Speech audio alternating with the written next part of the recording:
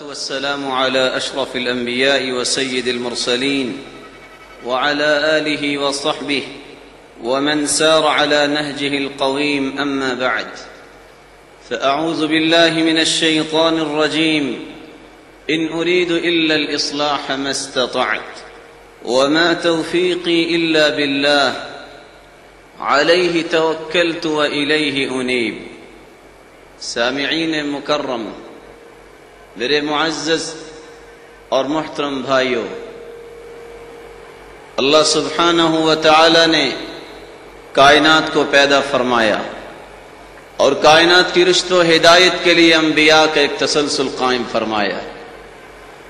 نبی کریم صلی اللہ علیہ وسلم جو اس تسلسل کے آخری پیغمبر تھے، شروع سے لے کر آخر تک ہر نبی نے اپنی قوم کو رشد و ہدایت کا سبق جو دیا، ہر نبی نے جو کوشش کی، وہ سب سے بڑی یہ کوشش تھی کہ ان کی تربیت کی جائے. نبی کریم صلی اللہ علیہ وسلم نے ان بدوؤں کی تربیت، ان لوگوں کی تربیت جو ہر برائی کے مخزن تھے، کن اصول و ضوابط کے ساتھ کی. میں چند اصول پیش کر کے آپ سے اجازت چاہوں گا. سب سے پہلی بات، جو قوم، جو ملت، جو جماعت، جو معاشرہ، جو سوسائٹی اپنی اصلاح کرنا چاہتی ہے اور اس تربیت اور اصلاح کو دنیا کے کونے کونے تک پہنچانا چاہتی ہے، وہ اپنی نیت کو خالص کر لے. نبی کریم صلی اللہ علیہ وسلم نے فرمایا، جب انسان نیت کو خالص کرتا ہے، صرف اصلاح نہیں ہوتی بلکہ سسکتی ہوئی کائنات، یہ بھٹکی ہوئی کائنات کو اللہ سیدھا راستہ نصیب کرتا ہے. اس مظلوم کائنات کی مدد کو چاہنے والا اور حقیقی اگر کوئی متمنی ہے، کون سا کام کر لے؟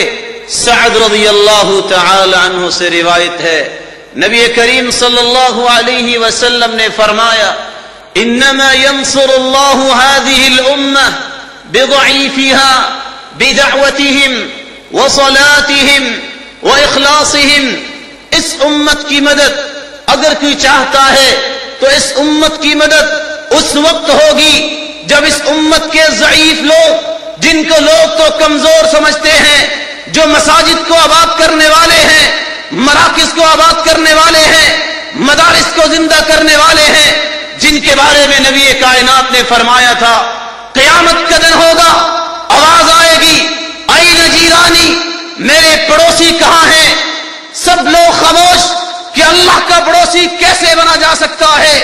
جبریل سوال کریں گے، یا ربی وَهَلْ يَنبَغِي لِأَحَدٍ أَن يُجَاوِرَكَ، یہ کیسے ممکن ہے کہ مخلوق میں سے خالق کا کوئی پڑوسی بن جائے؟ اللہ فرمائیں گے، این عمار المساجد، این عمار المساجد، کہاں ہیں جو مساجد کو آباد کرنے والے ہیں؟ لوگ تو ان کو ضعیف سمجھتے ہیں، کمزور سمجھتے ہیں، آج کے دن وہ اللہ کے پڑوسی ہیں. اللہ ہمیں ان پڑوسیوں کے زمرے میں قیامت کے دن اٹھائے.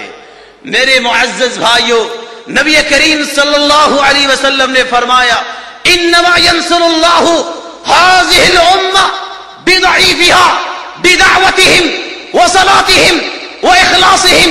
اس امت کی مدد ہوگی تو ان ضعیفوں کی وجہ سے، ان تہجد گزاروں کی وجہ سے، ان نمازوں کی پابندی کرنے والوں کی وجہ سے، ان دین کی دعوت کو عام کرنے والوں کی وجہ سے، جن کے بارے میں اللہ کے رسول نے فرمایا، اولیاء اللہ الذین اذا رؤوا ذکر اللہ، ایسے بھی لوگ اللہ کے ہیں جو دنیا میں چلتے پھرتے ہیں، جب ان کو انسان دیکھتا ہے تو اللہ یاد آ جاتا ہے.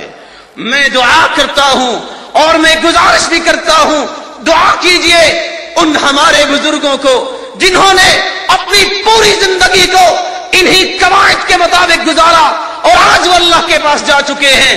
اللہ ان کو وہ مقام عطا فرمائے جو اللہ کے شیان شان ہے، اس کے مطابق ان کو مقام نصیب فرمائے. میرے معزز اور پیارے بھائیوں، بدعوتہم، دعوت کو جب عام کریں گے، نیکی کا حکم کریں گے، برائی سے منع کریں گے، وصلاتہم، نمازوں کی پابندی سب سے بڑا موٹیویشن ہے.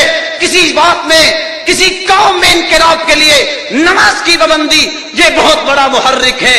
وإخلاصهم، جب ان کی نیتوں میں خلوص آ جائے گا، جب ان کی زندگی کا مقصد، ان کے قول و فعل کا مقصد اللہ کی رضا ہوگی، پھر کائنات کی کوئی طاقت ان کو للکار نہیں سکتی۔ صحابہ کے دور کو دیکھیے، تابعین کے دور کو دیکھیے، جب تک مسلمانوں کے اندر دو اصول رہے، بسلامت صدورہم واخلاصہم، جب تک ان کے سینے صاف رہے، مسلمانوں کے بارے میں ہمدردی رہی، اور جب تک اخلاص میں قائم رہے، اللہ سبحانہ و تعالی نے پوری کائنات میں ان کے نام کو روشن رکھا۔ اللہ ہمیں بھی ان نعمتوں سے نوازے۔ میرے معزز اور پیارے بھائیوں، انقلاب کے لیے، اصلاح کے لیے دوسرا ضروری قاعدہ، ہمدردی رکھو ہر مسلمان کے لیے، ہر شخص کے لیے جو نمازی ہے، جو روزہ دار ہے، جو اللہ کو یاد کرتا ہے، بغیر کسی تفریق کے ہمدردی کو قائم رکھو۔ نبی کریم صلی اللہ علیہ وسلم نے فرمایا، بینما رجل یمشی بطریق اذ وجد غصن شوک فأخره فشکر اللہ له فغفر له وفی روایت اخرى فأدخل الجنہ۔ ایک شخص، مسلم کی روایت ہے، راستے میں چل رہا ہے، کانٹے نظر آئے، کانٹوں کو اٹھاتا ہے، ہٹا دیتا ہے۔ سبب کیا ہے؟ میرے مسلمان بھائی کو دکھ نہ پہنچے، تکلیف نہ پہنچے۔ اس محبت، اس ہمدردی کا نتیجہ کیا نکلا؟ اللہ کے رسول صلی اللہ علیہ وسلم فرماتے ہیں، فغفر له، اس کے گناہوں کو اللہ نے معاف کر دیا اور اس کو جنت میں داخل کر دیا۔ میرے معزز بھائیوں، نبی کریم صلی اللہ علیہ وسلم نے تو یہاں تک فرمایا، من استغفر للمؤمنین والمؤمنات کان له بكل مؤمن ومؤمنۃ حسنہ۔ دنیا والوں، اسلام کی حقانیت کو دیکھو، اسلام کی عظمت کو دیکھو، اللہ والوں کی عظمت کو دیکھو۔ اللہ کے رسول فرماتے ہیں، جو شخص ایک مرتبہ ان الفاظ کو ادا کر دے، اللہم اغفر للمؤمنین والمؤمنات، جو مومن مردوں کے لیے، مومن عورتوں کے لیے بخشش کی دعائیں کرتا ہے، اس شخص کو اللہ نتیجہ کیا دیتے ہیں؟ کائنات کے اندر جتنے مرد مسلمان ہیں، جتنی عورتیں مسلمان ہیں، اتنی تعداد میں اللہ سبحانہ و تعالی اس کے نام اعمال میں نیکیاں لکھوا دیتے ہیں۔ میرے معزز اور پیارے بھائیوں، یہ دین اسلام، یہ قرآن کی روشنی، یہ حدیث کا تقدس سکھایا ہے تن علماء نے۔